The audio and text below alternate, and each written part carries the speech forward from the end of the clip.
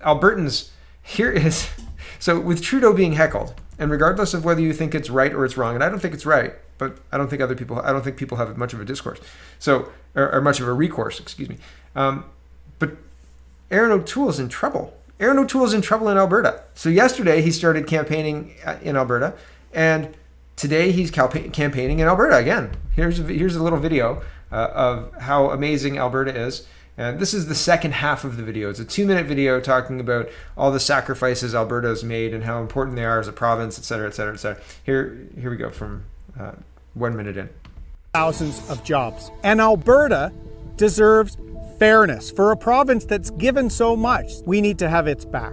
We're going to fix the fiscal stabilization program And give an equalization rebate. We'll give $4 billion to Alberta. We'll also help some other provinces by making equalization fairer. When resources prices drop, these provinces shouldn't have to continue to overpay into equalization. All the premiers agreed. I'm also proud as a Canadian to have inspected pipeline 30 years ago.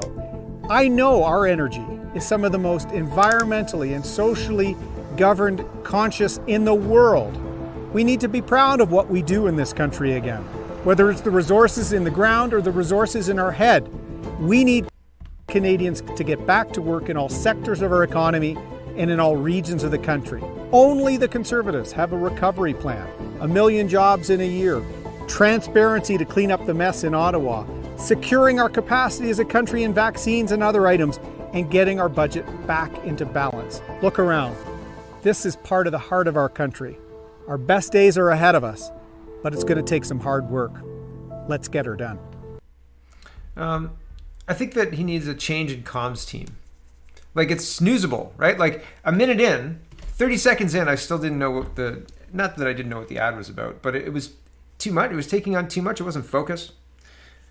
It's difficult to connect with people when your plan is the same as every other. Like, 1 million jobs, haven't the Conservatives been talking about 1 million jobs for forever, right? And they're talking about securing our capacity as a country in vaccines and other health things. So again, doubling down on the messaging that this pandemic is going, and how this was managed is going to be the way things are managed going forward.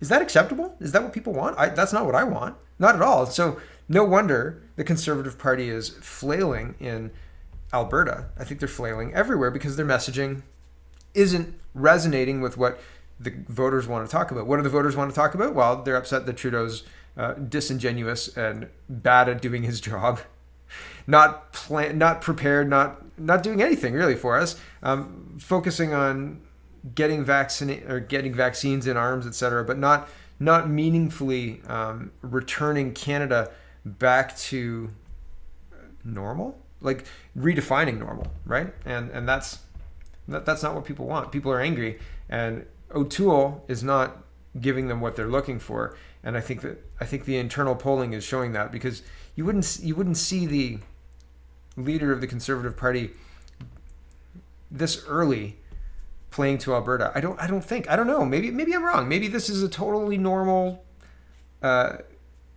strategy for the Conservative Party to play to Alberta early in the cycle. I don't know. Because usually it used to be the Conservatives kind of relied on Alberta, and they were like, well, we know Alberta is going to vote with us, so we're going to try and make inroads in Quebec and Atlantic provinces and Ontario, because that's where the Liberals have a lot of seats, and that's where, the lion's share of the seats are, right?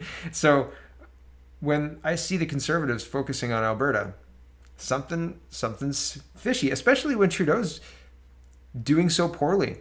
And if you look at the polls, he's not doing poorly. And if you imagine and remember that Trudeau doesn't just have to get the Liberals, he's got a coalition of NDP and Greens. So when you see the Liberals at, let's say, 33, okay, let's just pick 33, because I've seen 38, I've seen higher than that too, 35, whatever. Let's just say 33. The Liberals are at 33, and say the Conservatives are at 28. I think I said 26, but let's say the Conservatives are at 28. So within 2 points, it could go either way federally, but if the Liberals are at 30, or not 2 points, 5 points, if the Liberals are at 33 and the Conservatives are at 28, it looks like a Liberal minority at least.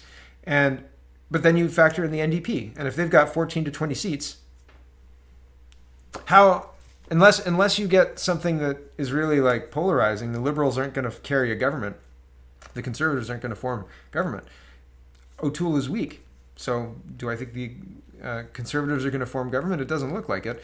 Do I think the Liberals are going to get a majority? It doesn't matter, because the NDP and the Greens and the Bloc will all vote with them, as we've just seen for the last few years. They'll prop up this government as long as Trudeau is willing to keep playing to the dance of NDP, Bloc, and shutting down Parliament, refusing to hand over documents. Like the Bloc and the NDP are enabling all of the stuff that Trudeau is getting away with. And regardless of whether the Conservatives are effective or not in their messaging, they're just being overpowered, right? And it looks like that's the will of the Canadian people. They want carte blanche for the left to do whatever they want, blank checks, and spend us into oblivion and remove our statues in history if you like. Go for it. No problems. I'm not saying the Conservatives haven't done something to stand up for that, but it's not enough, clearly, right? And I don't believe the polls, but I don't believe that O'Toole is resonating. I don't believe I don't believe he's strong, and I don't believe that he's likely poised to form the next government. So here's Justin Trudeau meeting with the BC Premier Horgan. Somebody said, "Who brings a glass for takeout? Like, who's carrying around?" Right? Justin Trudeau's got a glass with a paper container for his hamburger or whatever, his vegan burger. I'm sure.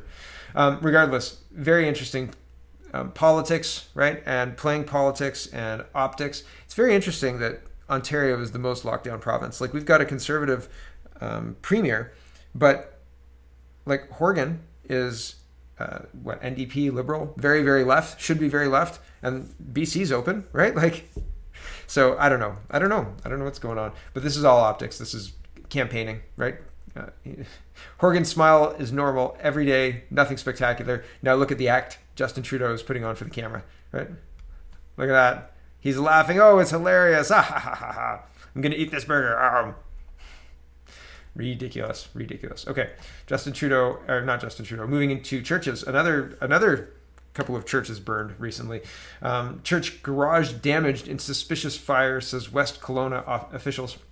The fire comes after a string of suspicious incidents that have seen several churches lit on fire, burned to the ground, or vandalized in other communities across BC and Alberta. Wild, right? Here's another one. A church near Bonnyville, Alberta, has been destroyed after a fire was deliberately set Friday evening, police say. This is 14 hours ago. This is Jason Kenney commenting on it. Saddened to see yet another dangerous attack on a place of worship in Alberta. These arson attacks are violent, divisive, and are designed to promote fear. This must stop. Yep. Is it going to stop, though? Does it seem like we're on the way to that? Dr. Leslyn Lewis talks about Antifa-style radicals who call themselves allies burn down churches, many of which were built by and serve Indigenous people. They arrogantly presume these acts to be the will of Indigenous leaders, and of course they're wrong. This is National Post. Canada's early Christian prophets were Indigenous. Now someone's destroying their churches, congregations, etc.